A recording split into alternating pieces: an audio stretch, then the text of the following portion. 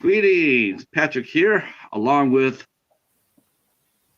Al Lucard, aka the Bat. That's That's right. right. That's right. Yeah, Welcome to the Cat and the Bat Show. That's that's right. man. I even wore my special shirt. That what's that one? Oh, yeah, that's right. Look, I love the picture. I love the self picture. That's right. Did Vanessa take that one? She did. She did. Yeah, it's All a right, self. all right. It's a portrait. Yeah, that she took. So tonight, Al is going to be as our special co-host on this edition of Eight Questions with, as we will be interviewing Raymond Murray, Cinephobia Releasing. Now, I have been after this interview since I very first started this series way back on my blog. I have been asking Raymond Wow. for a interview. Oh yeah, jeez, I've been chasing this forever. Um, hey, Echo. Uh, I think there's only one other interview that I've actually tried to chase more than that, and that was an actress. Otherwise, it was Raymond. I've been after Raymond more than anybody else. Um, so I met Raymond. I met him when um, I don't know exactly how him and I met. I think I put out a letter. I sent a letter to him, an email asking if I could be put on his press release list, and I think that was the start of it. Mm. And I interviewed several films from his other company, Art Exploitation Films. I got to review a lot of those movies, and mind blowingly good. Um, Art Exploitation is just they have such a incredible library that actually Kino Lorber came over and bought his company. So Kino Lorber now they went and bought Art Exploitation, and I don't know why. It's one of the questions we're going to ask Raymond for sure.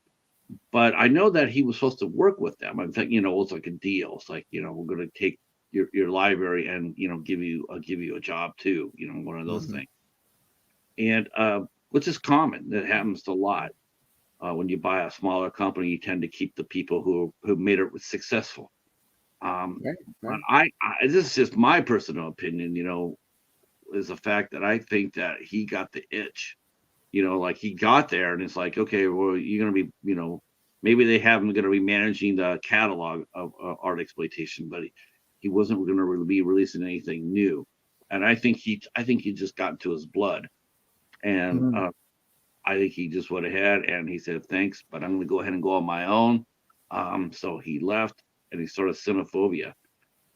The funny thing is, though, it's like I was, that was it. When I heard about the sale of art exploitation to Kino Lorber, I didn't think I would, other than occasional emails saying hi, I didn't think I would. I thought that was it.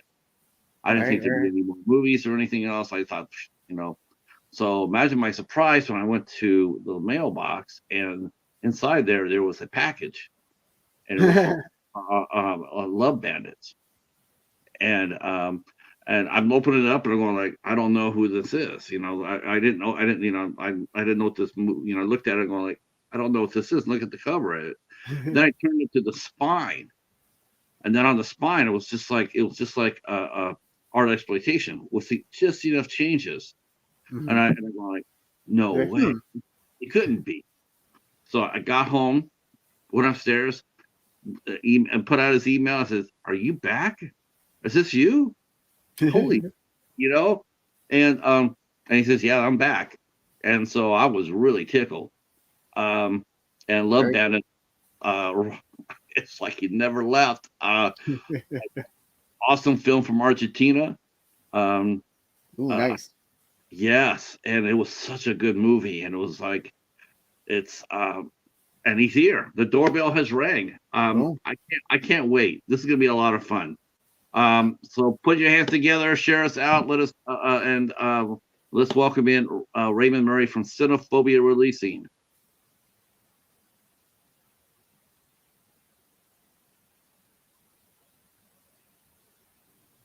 Hi. Hello, aloha. Raymond. Hi. How are you doing? Hi, Patrick. We are singing your praises mightily here. Uh-oh. It's such an honor to Look meet out. you. It really is. It's such an honor to meet you. I was telling Al that only one other person really has ever influenced the way I looked at films as much as you have. And Really? yes, oh yeah, you're the movies and the way you pick them and the it's just I have just amazing, just an amazing. I was known in the music business for having a good ear, which means I could pick out bands that would pop. I got hired because of that talent. People, band club people will come through and says, I want to hire you because you know which bands are going to break next. I look at you and that's the same thing I see. You have released so many great movies. I don't even know where even to start. I was walking with Al over the list of the movies because you and I met when you had art exploitation. Exploitation, And yeah. it's just so many great movies, and I was before so that surprised. it was TLA Entertainment, TLA Releasing. So there's even more movies that we have not seen yet from you yet. Yeah, that was hundreds of releases. So, I actually remember TLA. Yeah, I remember them very well. Yeah. I did not. I have. Well, it's funny. You would think by now I would hopefully run across one of those, but I have not. So that's really exciting. That's exciting already. I'm gonna have to look up. You have to give me a list of some of the films that I have to keep my eye out for. Sure, definitely. Oh, there's some good ones. So like I said, I'm sort of like a fanboy in here. In the fact that we got you finally on here, because I've been telling everybody, it's like, this is the interview that I've been after since I started it on my blog. I asked you probably like, I don't know, probably 6 or 7 times. Hey, how about doing an interview with me? It's like,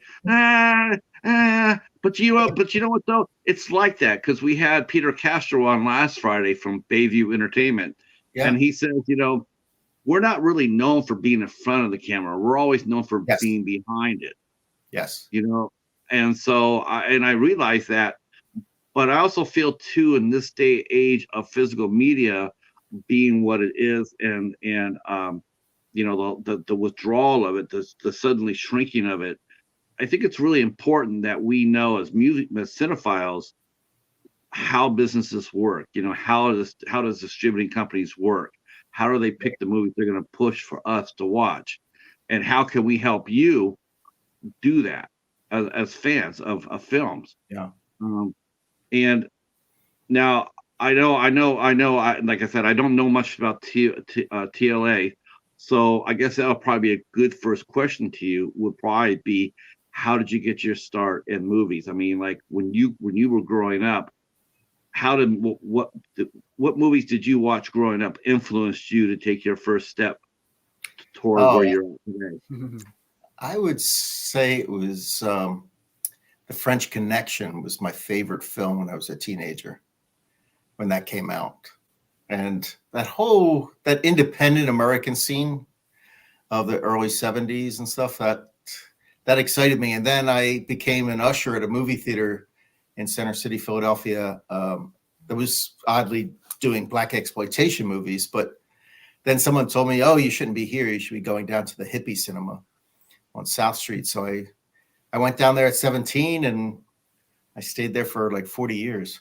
So it was a repertory cinema. So it showed like 400 films a year. So you really get an education. Wow. Is it still open? It's now open as a music venue. I sold it in the late 80s and then expanded TLA in video stores in Philadelphia, New York, and online, and then and sold all of that 10 years ago, and then started Artsploitation. You like to do you feel like it's a form of reinventing yourself? I mean, because you sold Art Exploitation to Keenan Lorber, right? And then you turn around and then you start Cinephobia. Yeah, I can't stop. Yeah. I can totally understand that. Well, when selling the TLA, though, the TLA had about 200 employees. And then I went from that to just one employee, a new office with everyone working remotely. And I love that change. I only knew that big company. And then when you can pick your own movies, you don't have anything, it changes everything when you're just a small operation. Now, when you were, and jump in anytime you want, Al. Yeah. And I'll ask this question, and I'll let you get a couple in. I'm just so I'm giddy, so I'm just I gotta try to stay on track here. So when you went down there, you started working at the other art house. It was an art house film, right? It was actually TLA at the time. It was called TLA Cinema, and it was a hippie repertory cinema. Just showing every kind of weirdo films, and it had Rocky Horror later on. It did Pink Flamingos, and it had all the other kinds of from international films, American Independence. Even in the mornings on Saturdays, kiddie films. So wow, that was way ahead of its time. I mean, a lot of cinemas today, they do that during the summertime. They'll run kiddie stuff. Yeah. But that's just really brand new. That's probably since COVID, maybe COVID, Right. into COVID. But you were doing it way back then. Yeah, because you have all these different audiences. We would do like a serious art film in the afternoon and get an older crowd. Then you get pop international films, and then at night, midnight films, you get the weirdo stuff, and you would get totally different crowds coming in throughout the day. It was very popular at the time. But home entertainment and killed off almost all those kind of cinemas around the country. I mean, now there's others have come back, but right now, back then, there was no competition. Everyone just wanted to stay at home. So we eventually then went to that side too, but we had to close the cinema up. That sounds like a lot, a lot of what's going on today. Like everybody's staying home and streaming everything, and it's this whole big. Oh no, I know. I mean, I still go to the movies, and I'm always amazed when I go in there. Many times it's midweek stuff, and there's 4 or 5 people in the theater. Yeah, and you just but I still like going into each. No distractions. You sit there and. Like 4 or 5 people during the afternoon, or 4 or 5 people at night? Yeah, in the afternoon. Just for a matinee, midweek matinee, and I don't know what it's like at night there. I don't usually see them at night, but I also see pop stuff. I don't go to the Hollywood stuff, but I see, all the Avengers movies and all the Marvel stuff. So that's the kind of the stuff I like. Oh, but it's kind of like vacation when I go to see that stuff. Yeah, so. So what's like your favorite genre? Like what's your go-to? Well, I would say you would think horror, because we kind of specialize in horror, but that's not. It's not really the case. I go to film festivals and film markets, and I just watch kind of art movies. I like a lot. Just it could be a whole range of things. And so I really enjoy them, but in a practical sense in my business, those kind of films are tougher to sell. Kino Lorber has found a way of kind of picking certain titles and platforming them and getting them theatrically done, and actually can make money out of these from these more difficult titles. So something like horror films, there's a whole base of horror fans that are loyal, and those, and you can kind of target them too. So I just think I kind of geared into horror, so I see a lot of that now, but a lot of bad horror too. Oh, there's a ton, yes. yeah. But it didn't come out. It didn't come out on. It didn't come out on, at least from my experience, it didn't come out on art exploitation nor Cinephobia. Oh, hell no. I watch hundreds of movies every year, so does Al. And it didn't really surprise me that I told him that the first movie that I watched from you that was finished second on my year was Molly, and then Oh we. yeah. I end up interviewing both Thieves and Colinda, right? Oh no, yeah, that's great. Yeah, Yep. that was very Um, popular. Yeah. so Molly, and then I turn around and and one of the director of Red Christmas Oh yeah, yeah, yeah. The Australian. Christmas Blood, he comes through once in a while through the chat. Yeah. Oh wow, Christmas Yeah, Blood. yeah, Okay, Mhm. because we've had a couple Christmas films. So Red Christmas, I think, is the one. yes, The Australian one. and it's just like then I watched which was my #1 film of the Oh year, yeah. and then Brightwood, Oh and yeah. I turned Al onto Brightwood, Yep. and yeah, he watched it, and that was his #1 film of the year. Oh great. Yep. Sure was. And And that's our number. So far, we've released about 2, 4, 6, 8. In this new label, like 8 films, and that's been by far the best selling one. that's a shame. It's a shame too, because all your movies that come out have been just outstanding. As far as Cinephobia, when I got the package from, after you and I talked, after you and I have to go back and I have to sit there and say this because this is one of my talking points. But what I really enjoyed with you, Raymond, so much was the fact that you and I could talk about what I watched. Like you send me a movie and I could turn around and I could watch it, and then we could talk about it. Right. And the one I remember right off the bat more than anything else was Rondo. Oh. Remember Rondo? Oh yes. Yeah, and we were talking about that climatic scene where she kills that 9-month-old woman, and you and I were talking about that scene. Like, man, that's just that's how do you?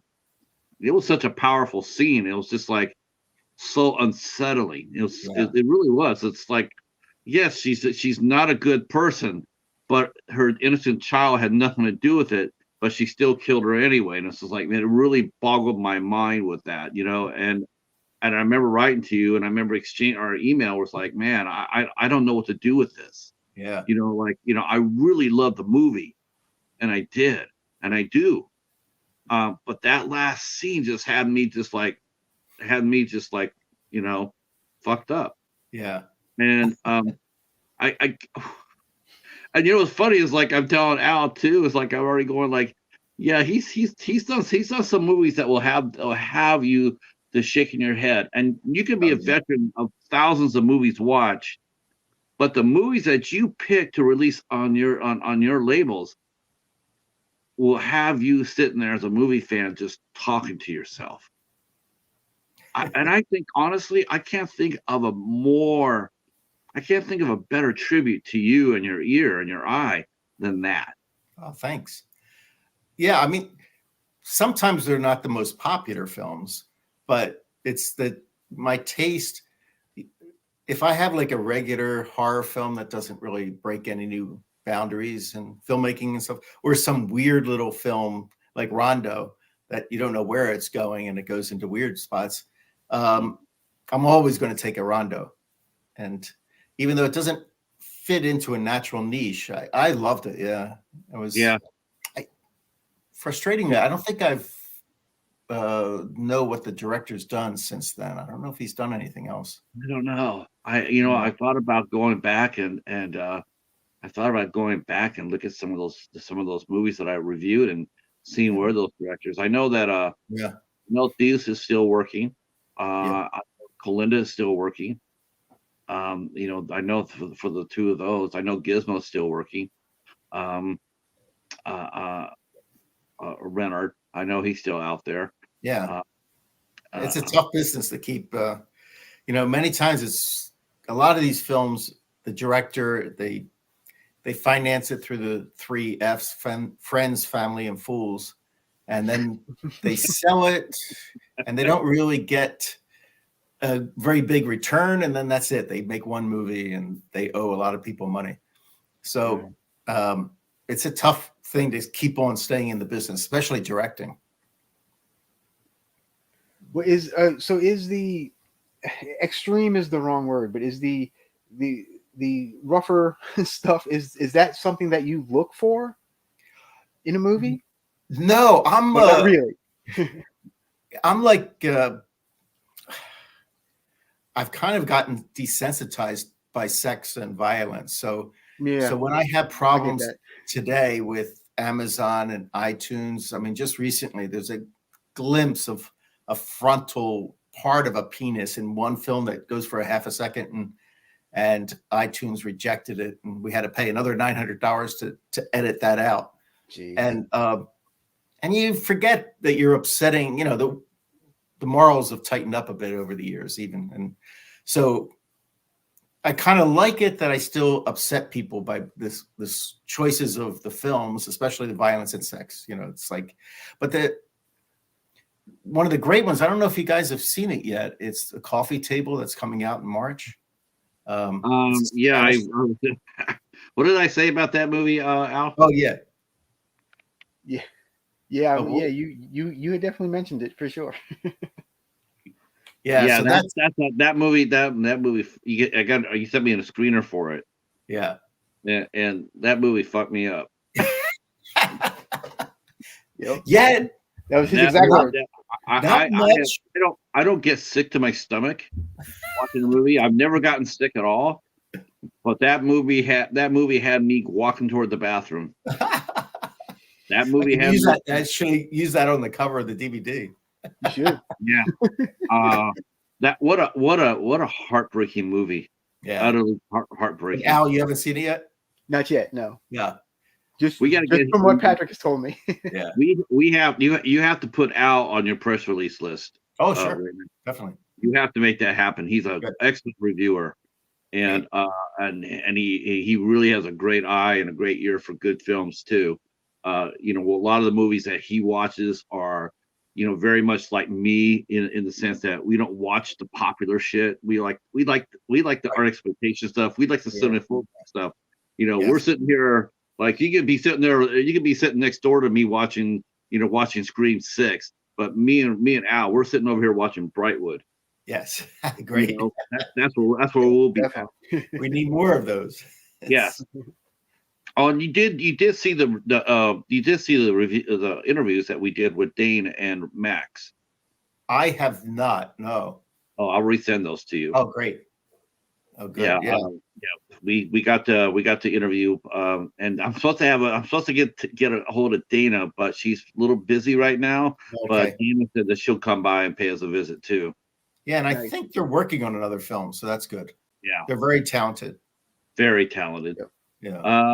Hi I Jim, mean, how for are no you? money, you know. And of course, the mighty Hobbs is here. Thank you so much for dropping in. We are talking with Raymond Murray from Cinephobia Releasing. Yeah, so you know what's really interesting too. You know, I mean, maybe I'm putting my foot ahead of myself, but I think it's safe to say that uh, you know one of the things too is you are a champion of gay rights. You're very involved in the community in Philadelphia, and you've done a lot of work with that.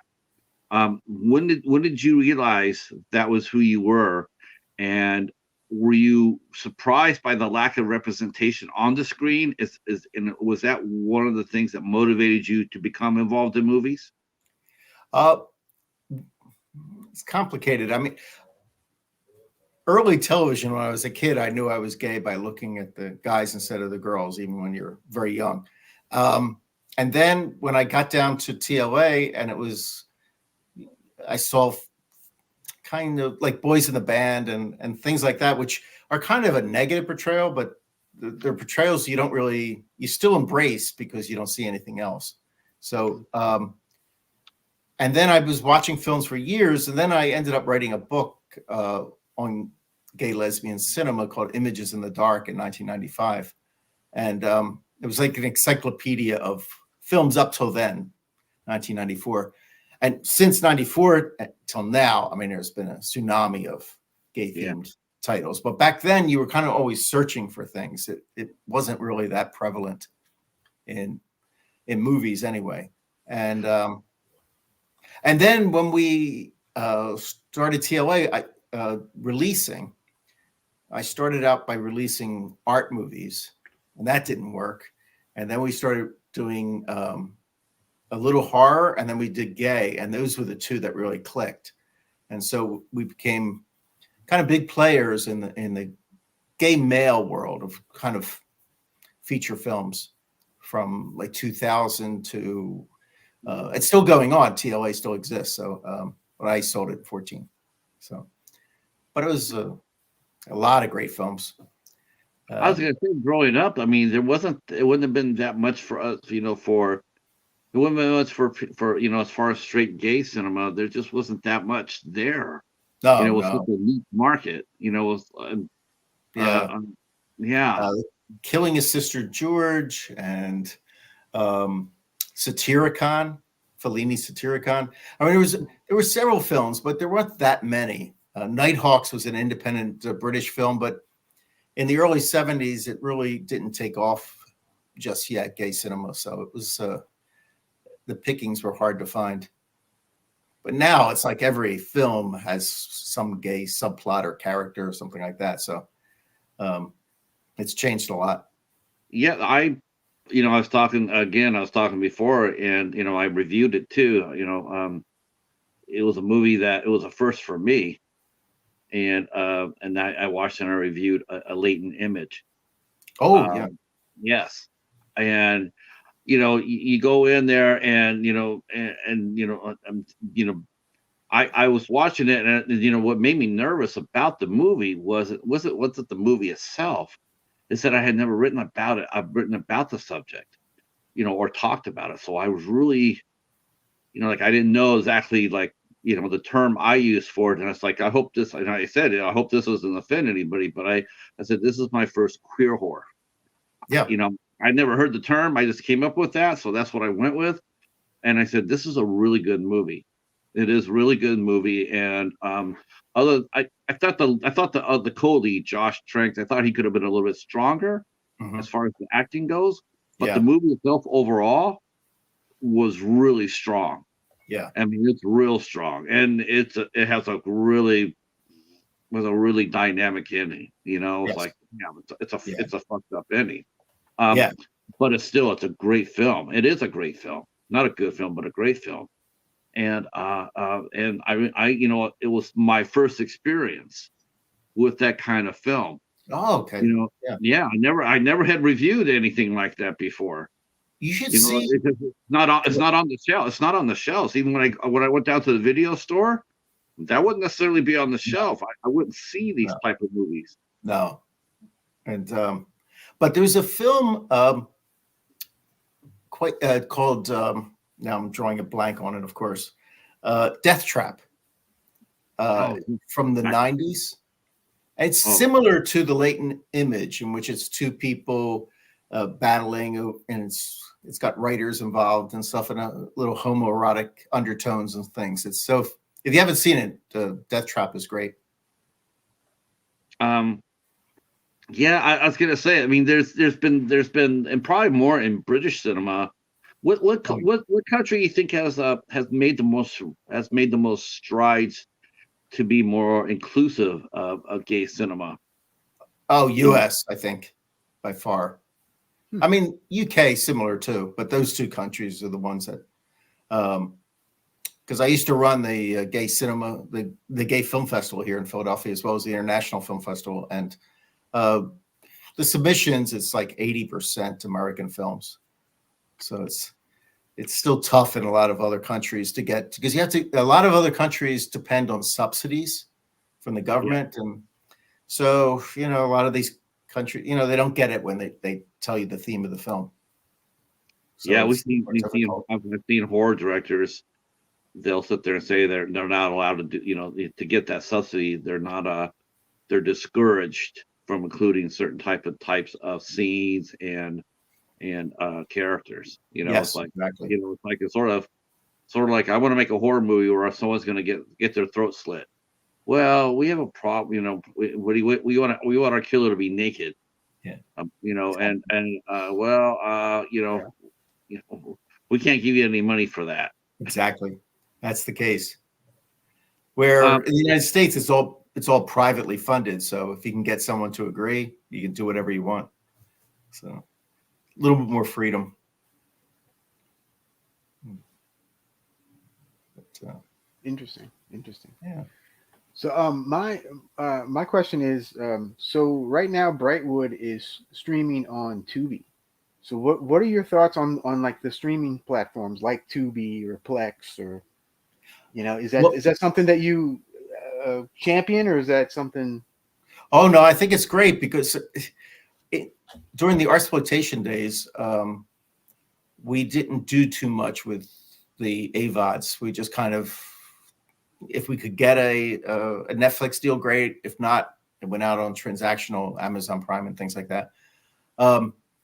But for independent people, Tubi's been a godsend because it's advertising based, and sometimes the money you get from that. The first check I got from Tubi, I couldn't believe it. It was like $17,000 for, like, I'm forgetting the title, but a very small film, and I'm like, wait, has to be a mistake.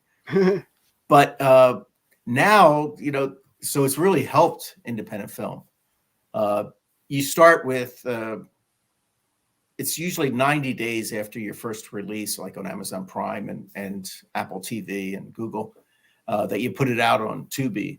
And then and it's kind of another shot in the arm for people that don't want to pay the $2.99, $3.99. They don't mind watching commercials. So it's a great system. But Tubi just announced last week that they're becoming more restrictive. Saw that. So the days of it being a lifesaver for independent films may be curtailed a bit. Yeah, it's going away to Amazon Prime. Yeah. Amazon Prime is the same thing. Being when they first started out, they took anything and everything that was sent to them and they aired it. But now, like the first thing I noticed that when I turned on today, I clicked on Tubi today, the first thing that looked back at me was Fury, the movie with Brad Pitt, the World War II movie. Yeah.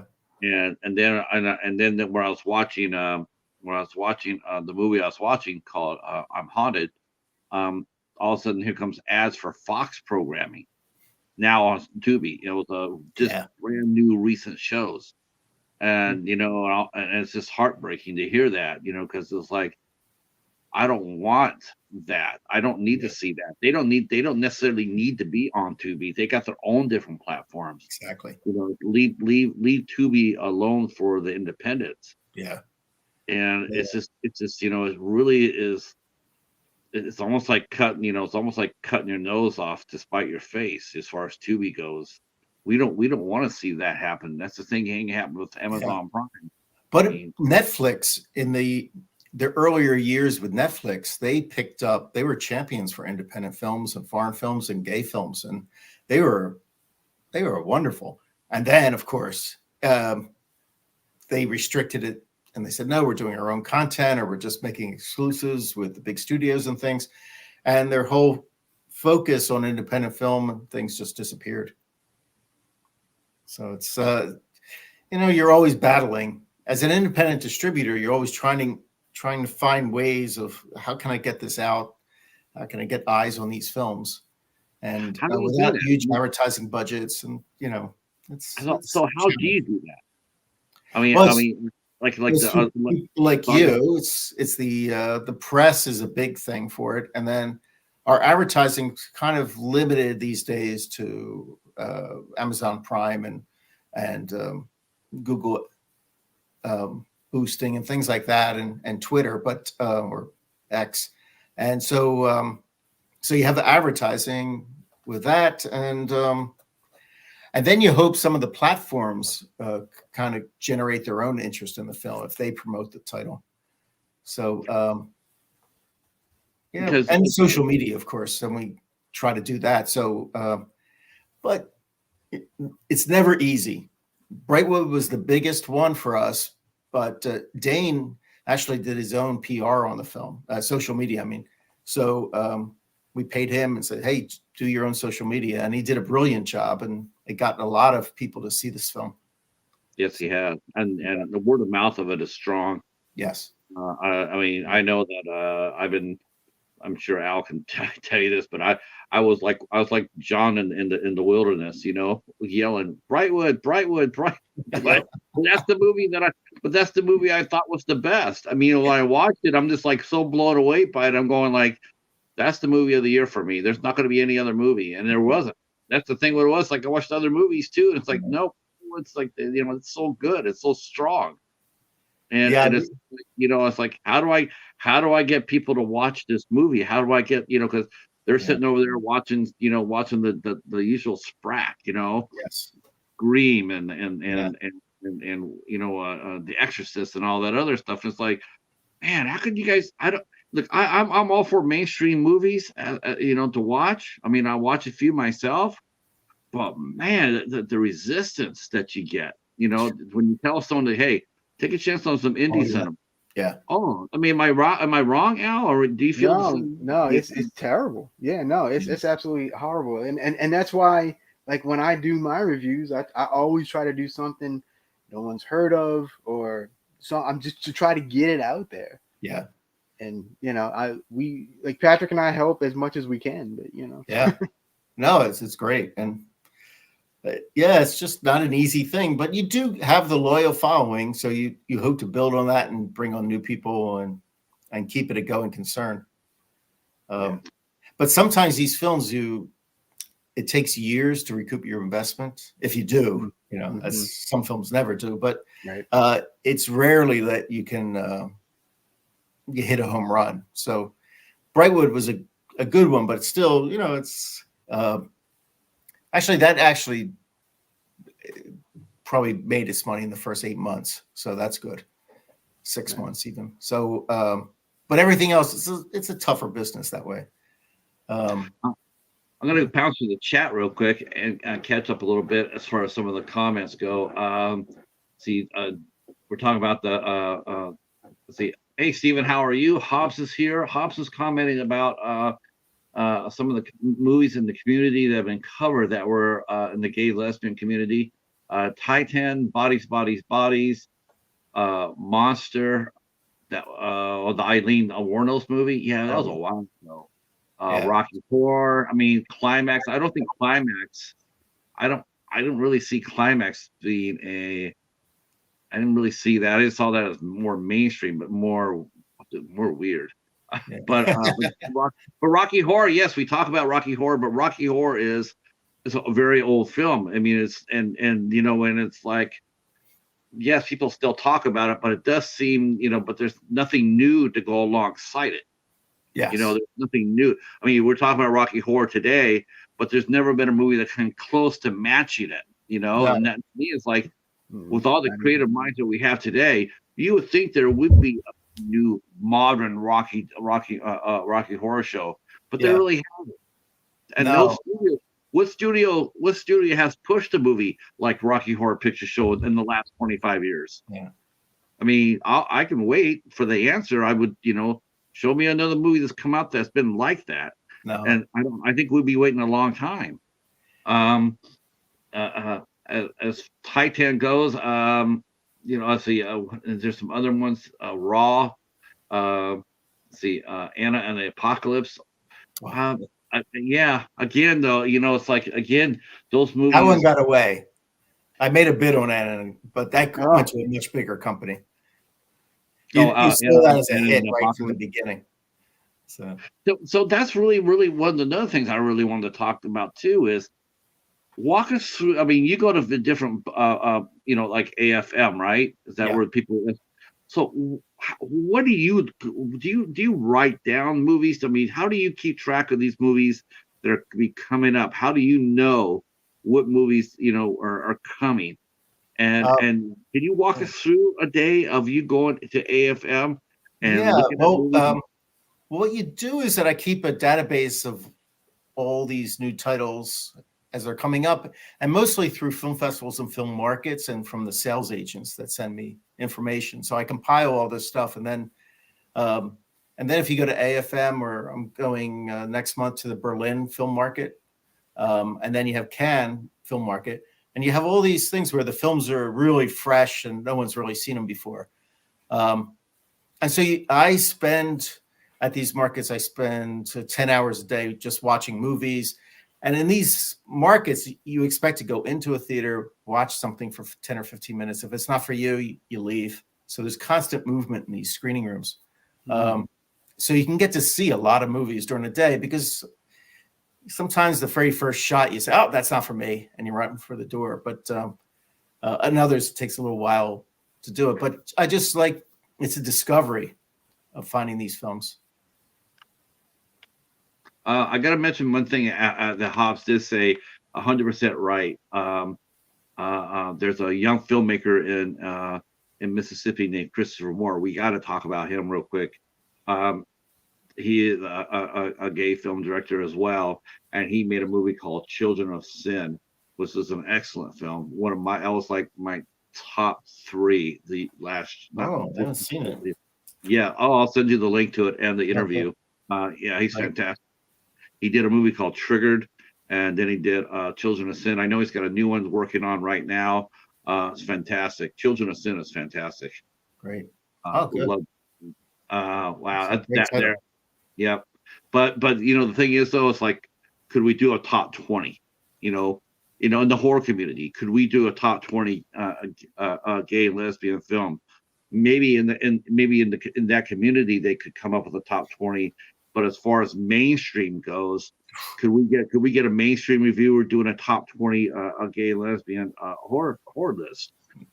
Right now, from what I've seen from my experience, of course it's just my experience.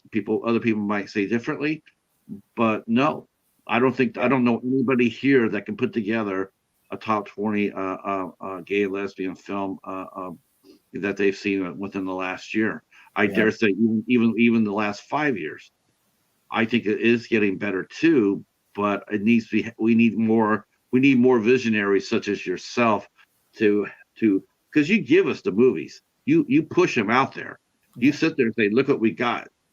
And it's up to other people to, like I said before, I mean, you were so influenced the way I look at cinema by the movies that you have produced. I look at, it pushes me. I'm not sure how. I'm sure Al feels the same way.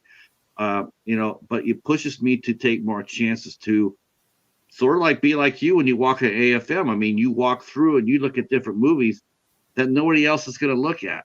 Yeah. But yet, for some reason, there's something there that you'll take a chance on it. Yeah. And the movie always pretty much ends up just magnificent. It's just an amazing. You got an amazing eye.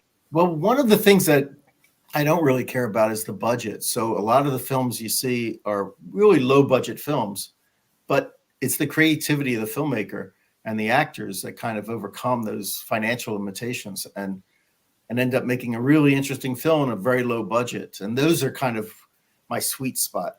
And they are forgotten about because a lot of my competitors would, it's not big enough. They pass. And actually, most of the time when I make a bid on a film, other people aren't bidding on it. So I know I'm finding these weird little gems.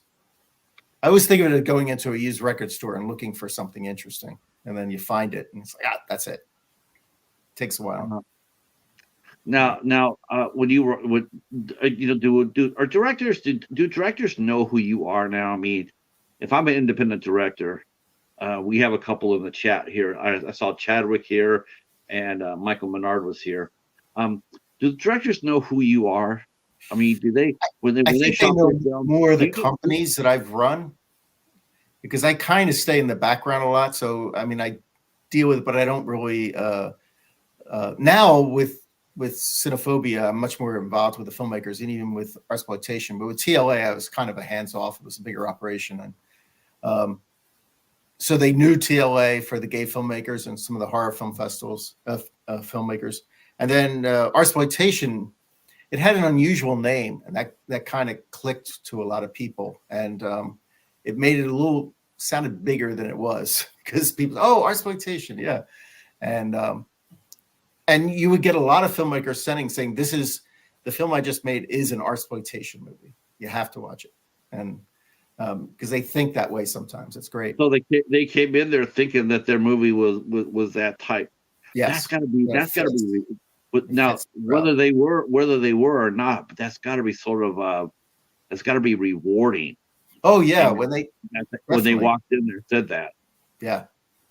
No, it happens, and it's like it's great because it's like they understand what I'm looking for and what I do, I guess, and they're in the same wavelength. So as they make their movie, and so every once in a while, these films I do pick them up. I'm forgetting the last one was like that, but well, I think it was Brightwood because they came excitedly to us. Um, so yeah, it's sometimes it's hard to find the film or to get the film, and once it starts getting a bidding process and it goes past my budget, I've learned to let them go. I used to cry and no, I can't lose that movie, and Yeah, now it's you.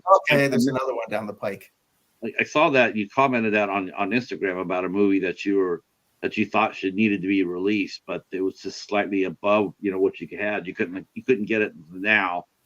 But you said you were championing its just release. I remember that. It was Yeah, not yeah. that long ago. What if you don't mind me asking? But I mean, how does that work? Like let's say you, me, and Al, we walk in and we'll throw in Hobbs here, and we'll throw in Michael Menard. I saw him in there. So there's the five of us. We walk inside of a room.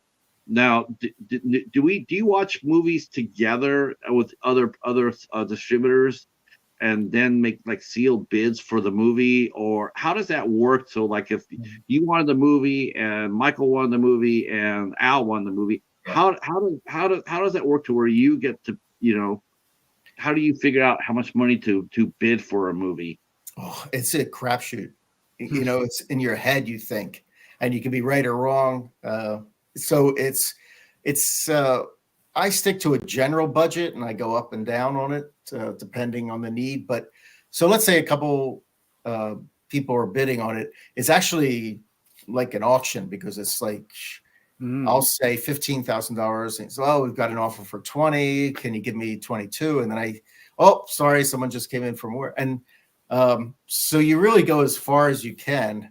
And the sales agent who's selling the movie, they just want the money so that they want that thing. But it's money, but it's also your reputation because I'm known to pay people and also, oddly enough, to give them the reports that they need quarterly and yearly on the income and expenses and stuff like this. A lot of people acquire the movie and then they never deal with the producers again. But I send out those things so they know that that's going to happen. And you give them a pitch on how you see the film and how you're going to market the film because they want to know it's going to someone who cares about it. And it's important to the upfront money that I offer, but at the same time, they want to know that it's going to be handled correctly. Right. So it's a little schmoozing, and it's more. Well, it's like being a fan too. I gush a bit when I see a film, and I write along.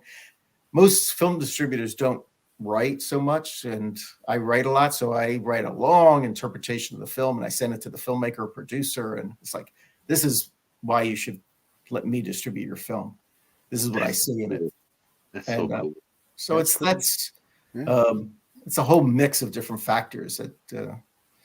But when it comes to money, I know my place in the pecking order. So when the big guys come around and they're sniffing around, I know I'm not getting the film.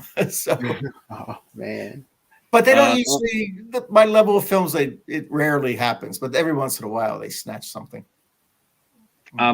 So we got a question here, and I'll have you answer it. So our good friend Hobbs Horror says, Ray, I have a question for you. The community seems divided on this one. He's talking about me because I absolutely hated it. But he says, what are your thoughts about the Neon Demon by Nicholas Wynn? Yeah. Do you know it's going to be a short answer? I haven't seen it. It's terrible. It's terrible. It's terrible. You think it's terrible? I liked it. There you go. Oh, you did. I hated it. I might even have a copy. Yeah, I don't like him as a director. I think he's overrated. I just do. Okay, how about Drive? Did you see Drive Drive. with Ryan Gosling and Oh yeah, yeah. Oh, that's a weird title for this. yeah. Yeah. That Did- it was like it was just a pop movie to me. Thank you.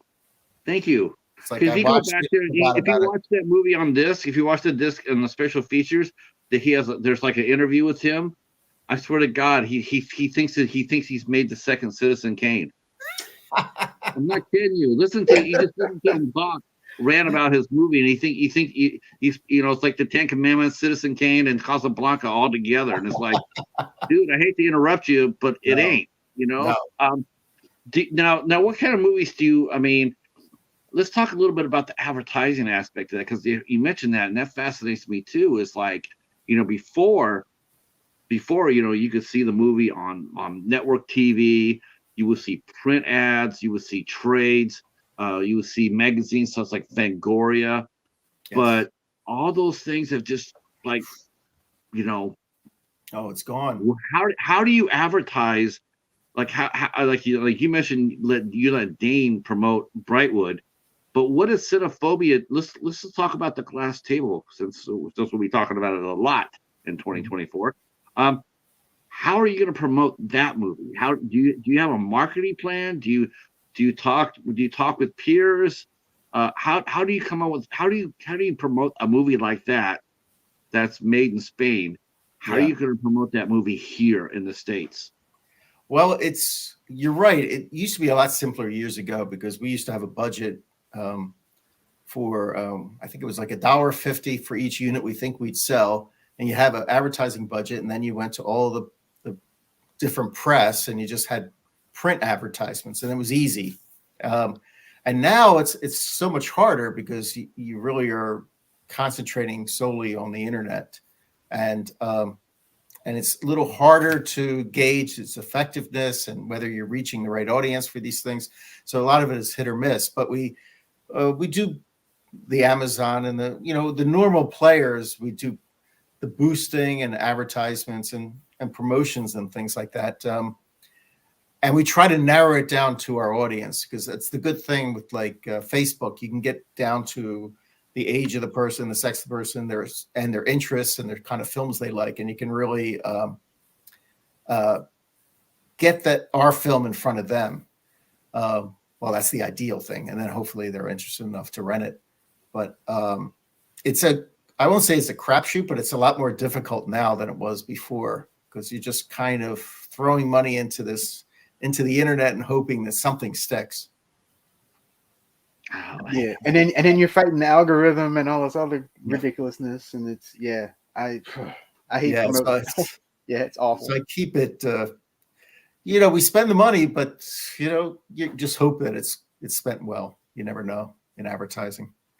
Like, what social media platforms seem to work best for you as far as that go? And I mean, as far as get Cinephobia out there, and is it hard to balance running the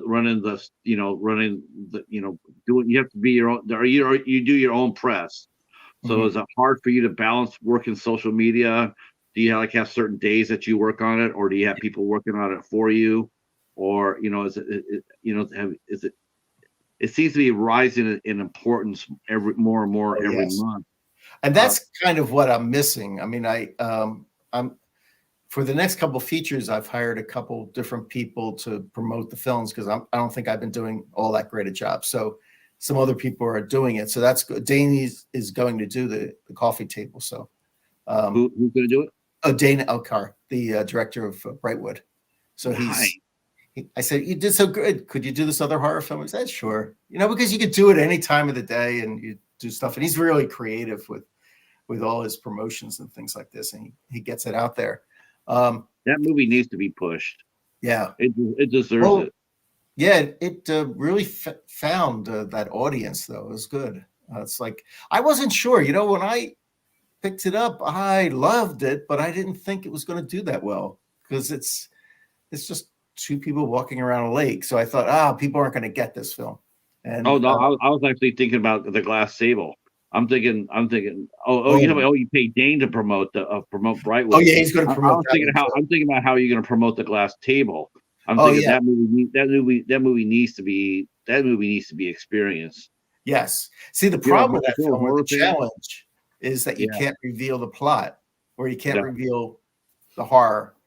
So, and so far of the like 20 or 30 press reviews we've received, only one person mentioned it. So that's great because the press now is cooperating. They dance around the big reveal. So, so how hard was it for you? I mean, what led you to decide to, here's TLA, it's going really well. You're pioneering. You're bringing a lot of cinema to a lot of people, a lot of different genres. What made you decide to sell it? And and again, it's like, what led you to decide to sell art exploitation? It seemed like art exploitation was just on the rise. And did you feel like it was just that time it reached its peak? Well, with that one, no, I think I made a mistake, and Kino Lorber, who they were doing the physical goods distribution, so the DVDs they were doing for me, and they came to me and they offered me, to buy the company, and I'm like, oh, that's really nice of you, but I'm fine. And then I started thinking, maybe it is time and stuff like this. So I impulsively sold it, and I regretted it immediately, and that's why I had to set up another company. I'm like, damn it, I wasn't ready. I knew it. That's exactly how I saw it too. This is exactly how I saw it. It's like, because I can't, I can't retire. The idea of not doing this stuff is a little scary. So it's like, I have to keep on doing it. And as long as, I can make it an ongoing business, it's fine. Go ahead, Al. I was going to ask, what's the quality thing that you look for in a movie that you want to pick up? Like, is it story? Is it like what's the thing that grabs you? It is the story. Especially if it's weird or unpredictable or controversial. I love that. So, and so I kind of ignore some of the acting qualities or the sound and other kind of the technical issues when I just love the story, and I'll forgive other things about it. So, that's it. It's like there was a film, exploitation called Der Bunker. I don't know if you guys ever saw that one. I haven't seen it, but I've heard a lot about it. Yeah, that is bizarre. Yeah. Of course, it caters to a very select crowd, but it's just bizarre. It's not horror. It's not. It fits. It doesn't fit really in any category. Just strange. Yeah. It's its own thing. Yeah. Yes. So, I. Now, did Kino offer you? Did they give you a job too when you worked? Did they say when I sold it? Yeah, I became their genre scout. So the tables were turned, and I was watching a lot of movies. I was sending out 3 to 5 reviews a week on different titles that are just coming out. And I was going still to the markets and things like this. And I would send them analysis of both about the quality of the film, and then the kind of what audience it could go for and what I expect it could do in the market. But their appetite for genre films wasn't really that strong. They wanted to get into it. Everyone's getting into horror, so they wanted to, but they're really art film people. So they only picked up 2 or 3 titles. I sort of looked at them as recyclers. It seems like that's. Oh yeah, they do. Yeah, that's 90% of their business. Yeah, but then the others they release, 12 or 14, 20 something films a year. So, but that's also why I wanted to set up a company. I'm saying all these films I'm seeing, I'm loving them, and they're not getting picked up, or someone else is picking them up. And so that lasted about a year, and then I said, I I gotta do it myself.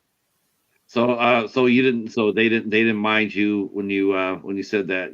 Was there any backlash when you said that you were gonna? No, because they ended up closing their horror division, Kino Cult. They just Mm-hmm. they just Really? closed it down. They just, if you don't have that passion for it, and if it's just a business decision, we have to get into horror. Okay, now we have a horror division. We call it Kino Cult. Okay, but if there's not someone there that's really pushing it and finding the right films and getting it out there and taking care of the baby, it's going to die. So it Yeah. died. So they got out. Now I'm like, when I was really, when I heard that, when I heard the news that that Kino Lorber had bought Art Exploitation, and I knew that you had gone with it. I was thinking to myself, going like, I wanted to know how they were going to market the movies that you released, because I had never seen anything on Kino Lorber that came close to what Art Exploitation did. Yeah. I just thought that's so weird. They don't have a track record at all. No. They never even come close to your track record. Yeah, well, because I also sold them like 5 or 6 films that were not released yet, that was in the pipeline. And not to criticize them too much, but they flopped because they didn't, they didn't do it right.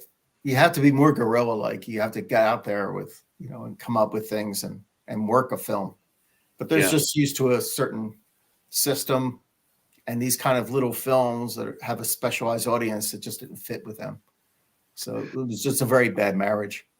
I gotta say one thing too, and I know it's gonna happen for Cinephobia too. I gotta tell you one thing I really liked about your marketing is that you gave us, even us small reviewers, you gave us a voice. I mean, I can't tell you the first time I went to Art Exploitation's website and saw my review looking back at me quoted. Yeah. I can't tell you how I was. It validated what I was trying to do, because I'm not a professional critic. I didn't go to school for it or anything like that. I just wrote how I felt. Yeah. But when you got up there and you went to the Art Exploitation, and there it was, and it's such an empowering thing for I guess we call this guerrilla film critics or what have you. Yeah. I can't thank you enough for that. And it really puts a bit in your mouth to make you work harder to become a better writer, a better reviewer. And it helped me, like, what can I say? I mean, you guys were releasing just absolute fire every release. I even the one, I think of all the movies that I've reviewed for you, I think there's only been one movie that was sort of a misfire, and that was an Argentinian anthology film. I think it's the only thing. No. I'm sorry about that one. That was which one I'm talking about. That's the only one. Yeah. That was I did it as a favor. That was not from the heart. That was I knew the sales agent, and he just said, could you just do me a favor and release this? And I didn't enjoy it at all. And if you can notice, even in the publicity and advertising, we kind of didn't put a lot of energy in it. And it got some bad reviews. It got a couple good reviews, and I was surprised. But yeah, that was the only one. But the foreign films, like the first time I saw Luciferina, man, I was just like, this is awesome. I was like, this is awesome. So you don't get many of them. That was a wild one, like a Ken Russell film. Yes, and it's funny. I'm sitting over going like, I hope the hell he comes out with the other two, because he wanted to be a trilogy. Yeah. And I always, sometimes when I go back there and I see my review, and I go back there and I go, I wonder if he ever made it. And then I go look and I don't see anything. And I'm like, So so once you got back, you after you left Kino Lorber, Now, did it seem like what had changed the most since you sold to Kino Lorber to establishing Cinephobia? What had changed most about the business? Well, on a practical side, I didn't need an office anymore. I had an office and everything. So now I just work from home. And I used to have a full-time employee, so now everything is outsourced. So I have like an artist in Pakistan, an artist in Spain. The social media people can be all over the country. It doesn't matter where anyone is anymore. So that's made it both, I think, cheaper to run and maybe even better too. So that's the more on just the kind of obvious change there. The business itself hasn't really changed. The DVD sales, we used to sell 20 or 30,000 at TLA of a title, and now we're hoping, for 500 to 1,000. But it hasn't fallen any further. It kind of leveled out, and hopefully maybe younger people start liking physical goods again. So we're still committed to that. So yeah, I see it in the background. And the bat strikes again. Yeah. And even though you don't make a lot of money on DVD, they should all come out on DVD because it's just something important, I think. I do too. Yeah, I do too. But the business itself is kind of strong. Although I was just reading an article today about how independent distributors are offering much less in the minimum guarantees to acquire a film because they're not doing so well. So I read that, it's just not just me, it's everybody else too is suffering because the income from VOD and streaming doesn't really replace the good old days of DVD. When that just came out, bang, you had a ton of money. So now it's that's a tougher thing. So, but that's the nature of the business. You got to work it. So, and that's where Tubi comes in and all these and there's like dozens of these sites out there. And I'm kind of a whore. If someone wants a film on one of their streaming services, I make a deal with them, even if it doesn't do that well for them. I just feel like you got to get the title out.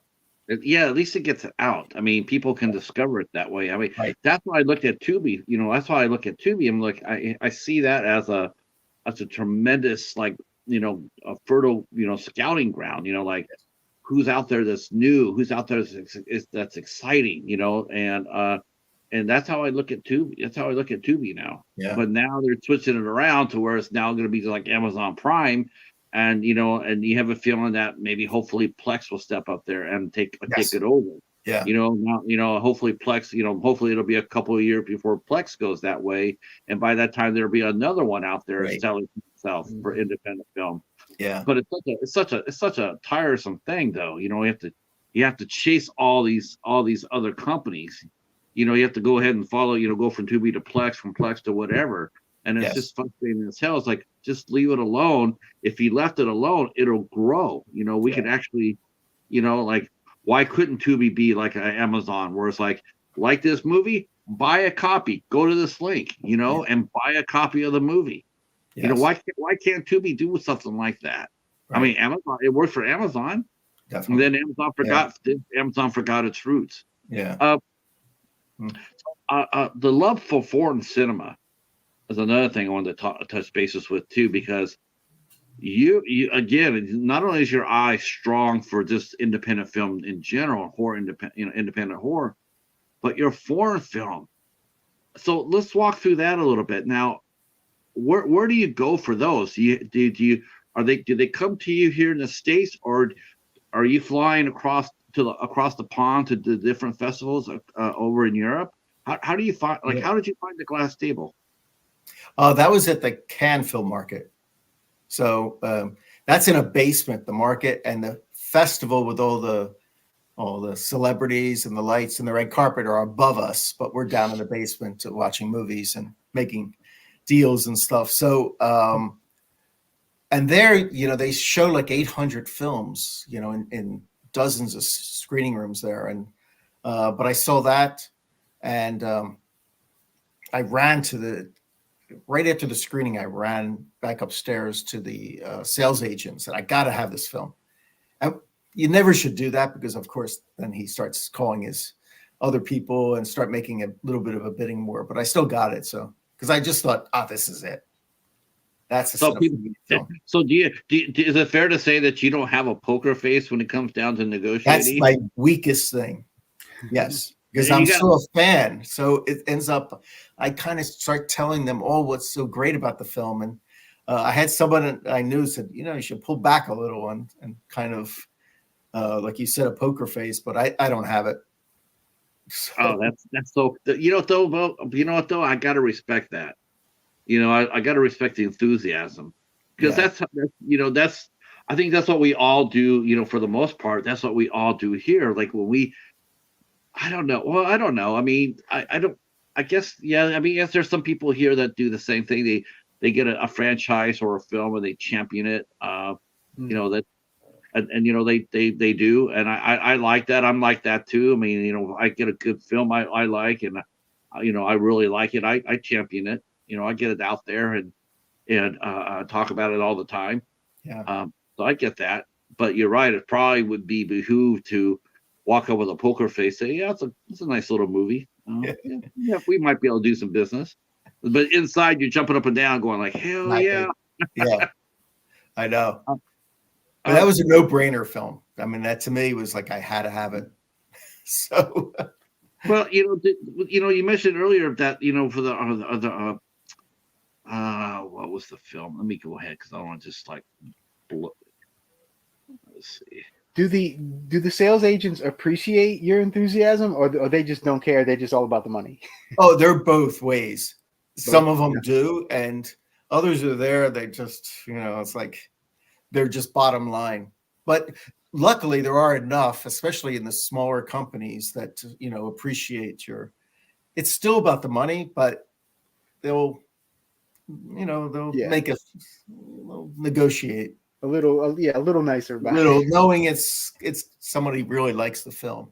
Yeah. And sometimes I write to the director to help me out a little bit. I just write a little review to them and say, I'm bidding on it. I don't know if I'll get the film, but this is what I like. And do everything because you don't always have the biggest pocketbook. So you have to you have to find other ways to entice these people to sell you their film. Right. Have people done that, Raymond? Have they sold you their film even if you underbid? Oh yeah. There's been several because it's also relationship based. So if I've picked up a film before and did well with it and sent all the reports and everything, I say, well, we don't get, it's a couple thousand less, but we know we'll get something in the back end or something. So yeah, it's a lot of horseplay when it comes to this. It's a very strange business, in that also in the beginning, there's nothing written. You just do a handshake and that's the deal. And it's very old fashioned, but, and then, months down the pike, you get a contract and that's it. But you kind of have the film at that point. No one's ever taken a film away from me. So that's good. By saying, someone's, so. I'm looking at. You mentioned how you did the sales agent a favor when you bought Terror 5. Could you talk to us if you can remember the details of this? Because I'm fascinated by it. But Christmas Blood that Renard did, and it has such a tragic history. Did you know about that history of that movie before you bought it? Did it influence you? Did it influence you when you did watch it? What's the tragic story? That movie's like The Exorcist. A lot of people pass away doing that movie. Really? Yeah, that were connected to it. Yeah. Renard was telling us about it one night here, and I was so saddened by hearing. And I was just wondering if he had heard, like during the filming of the movie, when you bought it, did you know about that? No, I didn't. And the sales agent keeps that away from you. So, But no, I haven't even read anything about it. It's funny. No, I wasn't familiar with that. Yeah. Okay. I was just curious about that because it's like that's it's like oof, that's gonna be a little tough. Now Yeah. when you do your press how do you decide to what person's like you either send a screener to or you send a hard copy to? How do you decide that? Is it built on loyalty? Is it built on what do you think the writer's going to say or the press agent's going to write about? Is it just a crapshoot, like so to speak? Like how do you decide? How do you work your press to maximize your resources? Yeah, it's never with what I think they're going to write, because I don't even mind a bad review if someone points out the film's real deficiencies or something like this, it's fine, and it's still publicities for the film. So, but I have it that I break it down to sending them screener links, sending them hard copies, it used to be about 150 reviewers got hard copies, but that was a couple years ago, and it's gone down a bit. And that's really them asking, really, or that I know they're collectors too, and they'll review the film, and then it's part of their collection, so I like that. And or I scour the internet when I see a title and I see who's been reviewing what and stuff like this, and I try to get in good with those people, And you always send the hard copies to the big guys, but I would say 95% of the time they don't review it. So Really? so it's really the loyalty is with the independent bloggers and website people and stuff like that have the true passion to watch a film like these. See how lucky you and I are. See how lucky you and I are now, Al. Wow, that does blow my mind. It blows my mind, when I hear that. I'm like, why wouldn't they review your films? It's not like they're, I don't have enough room on the page because most places now are all internet based. I mean, yes, there's no reason for not to review when you get sent a movie. Yes, but it's a tough nut to crack for a lot of those guys. And that frustrates me. Because there's a lot of people out there that will love to have a crack at it. They'd love to, and to review it, and talk about it and champion it. So what movie? Now, what's the next big thing for you as far as marketing goes? Is it going to be cons? Because it doesn't cons start in March or April? Oh, that's in May, but Berlin is next month. So that's a great one because they've got it's mostly foreign language films there. It's not too many American or some British films, but it's mostly European films. And you find some good stuff. I mean, it's not very good for genre so much, but you have to, when the list comes out, there's maybe 400 films and you have to read about each one. And, you don't know. And once it says something about the little girl finds a daisy, boom, next film. And you just have to find the film that you want. Five people go to a cabin. Oh, okay. Been there. Yeah. And then you have to watch them, or and then you get it down to the ones you can afford and you love and you want. Trailers seem to be a lost art.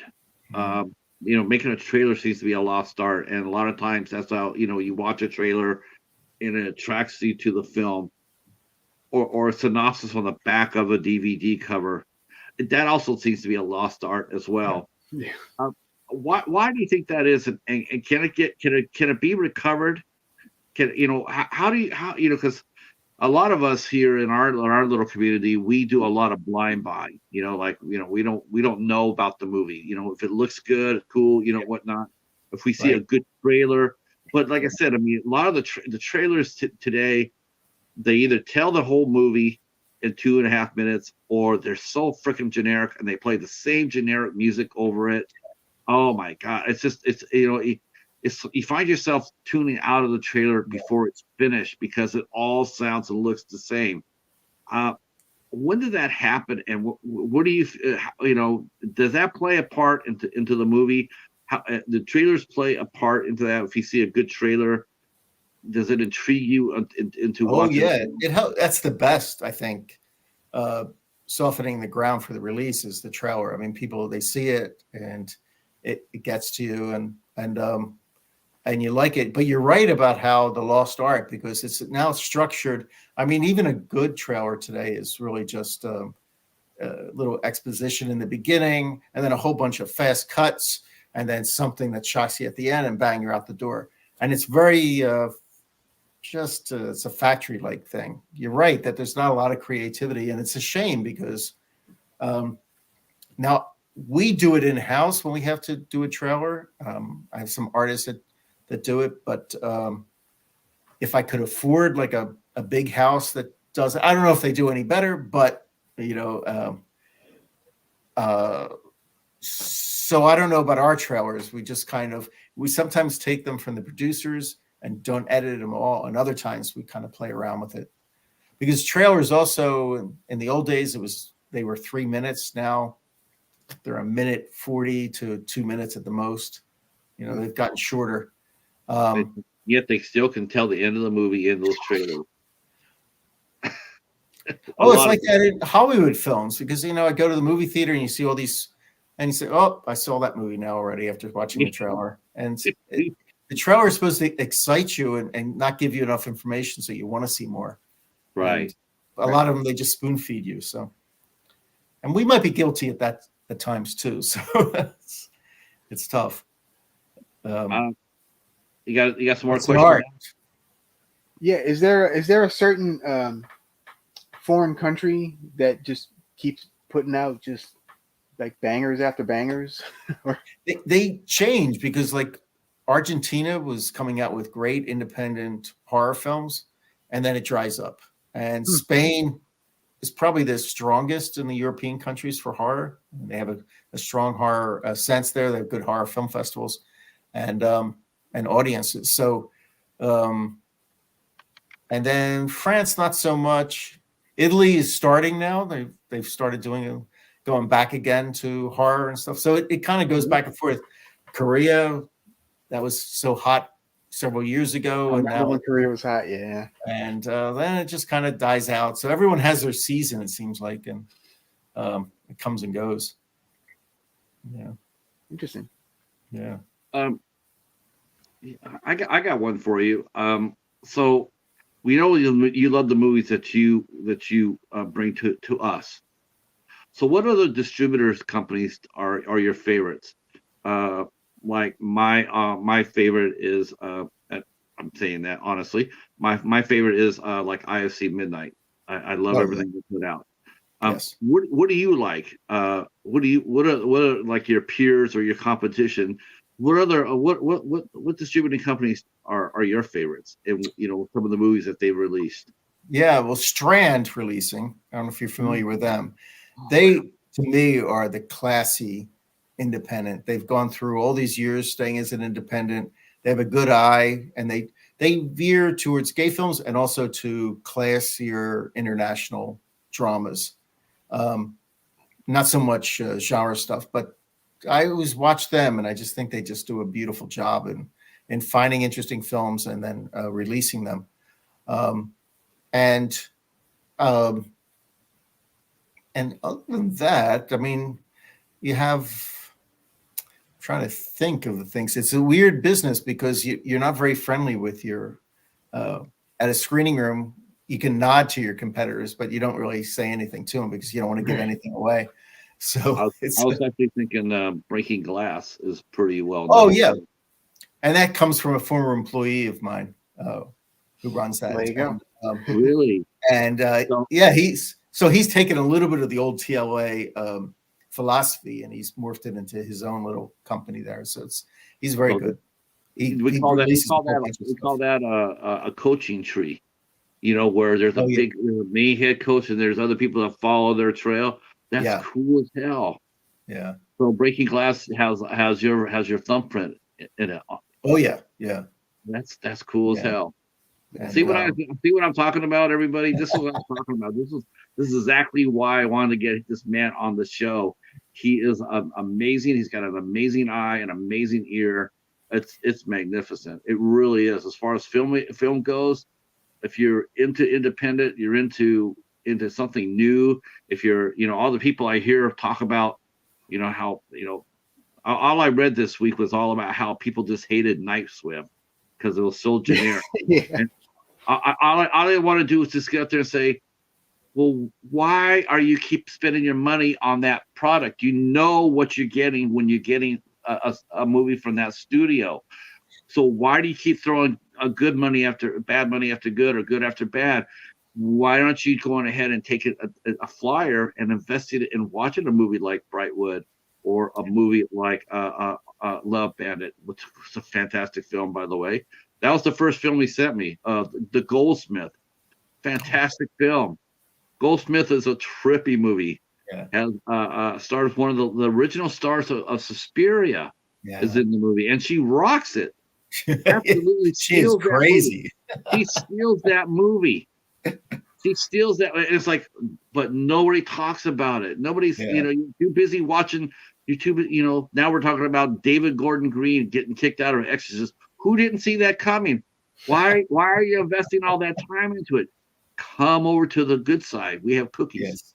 I just want to say, I want to acknowledge our good friend DeRay is here, our favorite Stardust, who actually is going to be watching Brightwood this weekend, I heard. And she is also a independent. She likes watching a lot of independent films, so she rocks. About trailers. Yeah, you certainly can't give anything away. And now she's saying she still needs to check out Night Swim. No, you don't. No, just watch the trailer. You don't need to say no to that. I've seen the trailer like 5 times in cinemas, and it was like, oh, I'm going to avoid this movie. No doubt. I saw that too, and I'm like, this is like the most. What is this? But all means though, we do have a lot of cool. Now I want to talk a little bit about this real quick. Now, your former art exploitation movies, are they all still under? How is Kino going to go moving forward? How are they going to keep moving them out? Can people buy them now? Or they're all still available on streaming and on DVD, and they're keeping it as the art exploitation collection. So that's nice instead of them mixing it all up in their catalog and it losing its identity. So I appreciate that from them. So, but they're all available. Yes. Okay, so they're all available. You can also get all the movies from Cinephobia Releasing. They're also available, and already the Human Trap's going to be coming out soon. Talk to us about what movies are you releasing in 2024? I know you've released. Now I think Emmanuel's Revenge has just come out. Yeah. Yes. And that's going to be trippy. Yeah. Is that based on the old 70s series with Sylvia Christel? Broadly.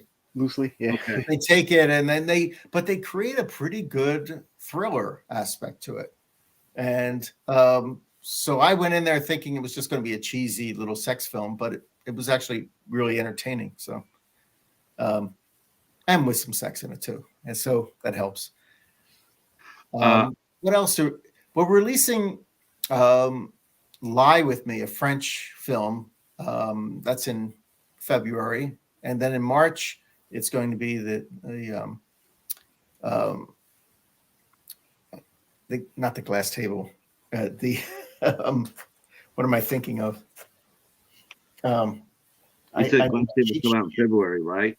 Oh, the Coffee Table. The Coffee Table. Yeah. Oh. Because you were saying the Glass Table, but it's the Coffee Table. Coffee Table.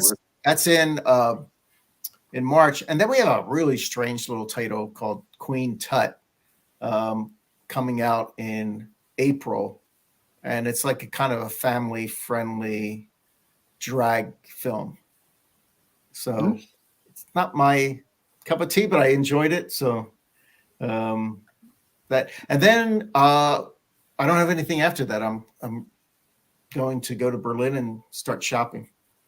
Oh, that's got to be so much fun. That's awesome. Al, once you get your last few questions in, I'm gonna go ahead and sit over here for a minute and let you have the floor. And Yeah, let you guys. I was gonna comment about the exploitation movies. Like, I vividly remember seeing so many of them on streaming platforms throughout the Yes. years. Like kudos to whoever did that. You, I guess, right? Yes. Yeah, I Yeah. was. I mean, you were hustling because I always saw one of those I movies was. pop up Oh somewhere. yeah, I would like write to people, and I was like constantly trying to get saying, "Oh, I'm small, but I've got a couple titles, and you might be interested in." Um, and sometimes they immediately, and other times you really have to nag them a bit. But yeah, I think I got it out there. Well, And one of the releases I actually want to bring up real quick is I think I have a copy of it somewhere behind me. I can see how you can't find it there. Bunny the Killer Thing. Oh, talk I about okay. So normally that's not my kind of thing, but it's hilarious. yes. Absolutely hilarious. So what like what went into you grabbing that one? Well, it's again. I thought, oh, this is a one. No one else is going to buy it, and two, that it's like, wow, this is perfect for us. It's like you talk about the storyline. It's bizarre and Yeah. A little very bit. and it's very funny. And there's a lot of action, a lot of killings, a lot of inventive killings. So it was Yeah. like a perfect film for me. It's like Yeah, and I'm gonna try to find the trailer real quick and drop it in the chat because it's something. We just oh have to yes, see it. yeah. Yeah. That's kind of forgotten about now, this film, but oh, it's great at this time. Oh, it's so funny. It's Yeah. just it's so bizarre and insane that it's kind of brilliant Yes. Yeah. in a weird way. Yeah. All right, there it is. For anybody that wants to see the trailer, I just dropped it in. Just dropped a link in Oh, the great. chat. Oh, good. There you go. Yeah, I'm looking over the list of some of the some of the art exploitation films. Now, do you still? These are all with Kino Lorber now, so people can get anything they can from Kino Lorber. And then Cinephobia also has. We'll put the link to your socials in there. Oh, great. Um, so of course, people can go ahead and buy the movies. We know that Brightwood is out on, and everything is out on physical media too. There's no just streaming. There's no just streaming. If you want to buy a copy of these films for your physical collection, they are all out there for that, both on Kino Lorber and Cinephobia Releasing. So that's one great thing. I mean, there's sometimes, some of the it seems like some of the distributors are now just they're just now putting out streamers now. Yeah. And it's like what happened to the physical media? And all of a sudden it's like, well, we're doing we didn't do that with this one. And that's the worst thing I can hear from a small distributor is when they sit there and say, well, we didn't put out a physical copy. I think my greatest fear as far as that goes is for independent filmmakers is when they stop putting out physical media themselves. Right. It's like you don't really want to do that. You want to be able to have, even if you can't afford a massive run, but you still want to get it out there in the hands of people to create that. You just Yes. never know. What movie have you done that just built up by word of mouth? What's the biggest movie that you had when you released that went from zero to word of mouth, like overnight, so to speak? Well, it was several years ago. It was another gay movie. I don't know if you saw it. It's a comedy that made fun of gays at a time when no one ever did. And it did tremendous. It did a couple $1 million. I mean, today I can't even imagine that kind of saying it, but we had 26 35 millimeter prints. It played all around the country, and it did tremendous on DVD and streaming and stuff. So that was one where we didn't, because people say, you can't do a gay comedy. That's making fun of people. But of course you can. Sure, It was they very can. fun. So that was. I actually, is it safe to say that I mean, I think gays do a pretty damn good job at laughing at themselves.